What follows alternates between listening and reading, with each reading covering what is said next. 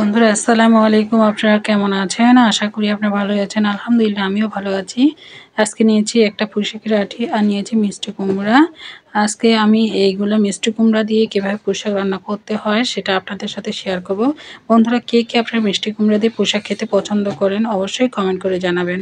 এখানে মিষ্টি কুমড়া আর পুঁইশাক ডাঁটা আর সব কিছু নিয়ে একবারে ধুয়ে পরিষ্কার করে নিয়েছি। এখন রান্নার কাজে চলে যাব। বন্ধুরা আমি যদি এভাবে রান্না করি আমরা কিন্তু সবাই খেতে পছন্দ করি, তাই আপনাদের সাথে শেয়ার করলাম। দেখুন এক থালি পেঁয়াজ, মরিচ, টমেটো, রসুন কুচি নিয়েছি আর এগুলা দিয়ে রান্না করবো আমি পুঁইশাক দিয়ে মিষ্টি কুমড়া। আপনারা চাইলে আলু দিতে পারেন, কিন্তু আমরা আলু দিয়ে খাই না, তাই আপনাদেরকে আমি খালিয়ে দেখাচ্ছি। এখানে দিচ্ছি আগে প্রথমে রসুন কুচি দিচ্ছি যেন তেলের মধ্যে ঘ্রাণটা বের হয়, আর দিচ্ছি পাঁচফোড়ন। আমি কিন্তু সবজির মধ্যে পুঁইশাক দিয়ে যখন মিষ্টি কুমড়া রান্না করি তখন পাঁচফোড়ন ব্যবহার করি, আর পাঁচফোড়ন দিলে সবজিটা খেতে কিন্তু ভালো লাগে। আপনারা চাইলে জিরাটাও ব্যবহার করতে পারেন।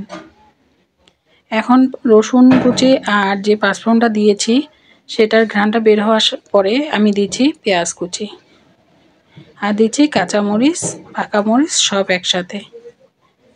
এখন আমি পেঁয়াজ, মরিচ আর রসুনটা ভালো করে ভেজে নিব। আমি কিন্তু পাতিলে রান্না করছি, আপনার চাইলে কড়াই রান্না করতে পারেন। পাতিলে যখন মরিচ পেঁয়াজটা ভাজা হয়ে গেছে তখন আমি বাকি সবজিটা ব্যবহার করব। এই যে সবজিগুলো দিয়ে দিচ্ছি, পুঁইশাক আর মিষ্টি কুমড়া। আমার কিন্তু সবচেয়ে পছন্দের খাবার এই যে পুঁইশাক আর মিষ্টি কুমড়া। আর আমি যদি রান্না করি যেভাবেই রান্না করি আমার বাচ্চারা কিন্তু সেভাবে খেতে পছন্দ করে, তাই আমি পুঁইশাক আর মিষ্টি কুমড়াটা ভালো করে দিয়ে পাতিলের মধ্যে দিয়ে এখন স্বাদ মতো লবণ আর পরিমাণ মতো হলুদ দিয়ে দিলাম, দিয়ে কিছুক্ষণের জন্য ঢাকা দিয়ে রেখে দেব। এখন এই পুঁইশাকটার পরিমাণটা যখন কমে আসবে তখন আমি ঢাকাটা তুলে নেব, দিয়ে একটু উল্টে পাল্টে নেড়ে চেড়ে দিতে হবে।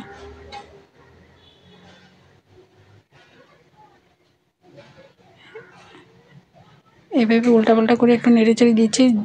যখন উপরে দিচ্ছি, নিচেরগুলা তলে নিচে পাতিলের নিচে দিচ্ছি।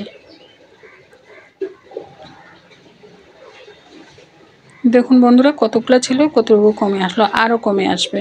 এখন আবার ঢাকা দিয়ে রেখে দিব কিছুক্ষণের জন্য।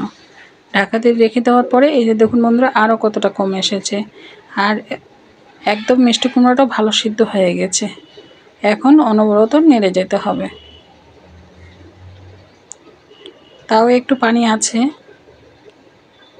এখন এভাবে নেড়ে চেড়ে মিষ্টি কুমড়াটাকে একটু আধা ভাঙ্গা করে নিব।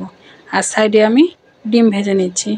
আজকে মিষ্টি কুমড়া দিয়ে পুঁইশাক দিয়ে রান্না করব আর শুধু ডিম ভুনা রান্না করব। এই যে নেড়ে চেড়ে মিষ্টি কুমড়াটা পুঁইশাকটা খুব সুন্দর একটু আধা ভাঙ্গা করে নিলাম। আমার পুঁইশাক দিয়ে মিষ্টি কুমড়াটা হয়ে গেছে, এখন রেডি হয়ে গেছে। এখন একটু নেড়ে চেড়ে নামিয়ে নেব।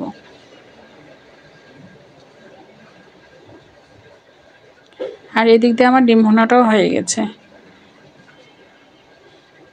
আপনারা কে কে মিষ্টি কুমড়া দিয়ে পুঁইশাক দিয়ে আর ডিম ভুনা দিয়ে খেতে পছন্দ করেন অবশ্যই আমাকে কমেন্ট করে জানাবেন। আপনাদের ভালোবাসা পেতে আমিও অপেক্ষায় আছি। বন্ধুরা কেমন হয়েছে দেখুন তো কালারটা, মাশাআল্লাহ অনেক সুন্দর হয়েছে, খেতে অনেক মজা হবে। আসসালামু আলাইকুম, ভালো থাকবেন সবাই।